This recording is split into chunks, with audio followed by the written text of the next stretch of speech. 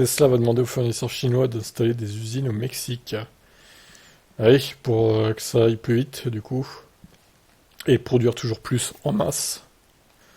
Selon un rapport du média chinois 36KR, Tesla engage activement plusieurs de ses sociétés chinoises de la chaîne d'approvisionnement à établir des installations de fabrication au Mexique. Certaines entreprises de la chaîne d'approvisionnement ont reçu des demandes d'investissement de construction d'usines dans cette région, a déclaré la publication à une source proche de la situation.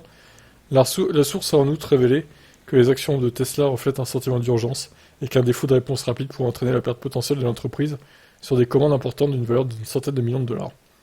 Alors que Tesla fait ses demandes à certains de ses fournisseurs, d'autres les ont déjà devancés. Sucheng Group, une entreprise impliquée dans la production de pièces automobiles de précision en alliage d'aluminium, a déjà annoncé qu'elle investirait plus de 276 millions de dollars pour construire une usine à Coahuila, au Mexique. La société espère démarrer la production dans la nouvelle usine en juillet ou août 2024, un peu avant l'ouverture probable de Giga Mexique.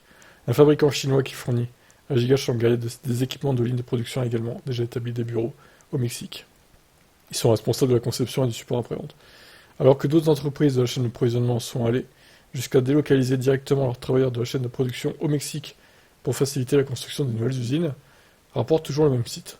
Tesla n'a pas révélé de calendrier officiel pour Giga Mexique, mais selon le vice-président principal Tom Zhu, il a l'intention de faire passer l'usine de la première pierre au début de la production en seulement 9 mois.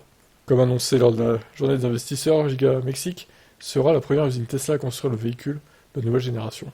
Donc le fameux modèle compact, abordable, qui devrait concurrencer les chinoises qu'on commence à voir arriver en Europe. Voilà pour cette actu. Bon, à voir si tous les fournisseurs vont suivre ou pas. Je pense que dans le lot, il y en a qui vont pas suivre, de toute façon. Ils vont perdre des contrats, tant pis pour eux. Allez, ciao.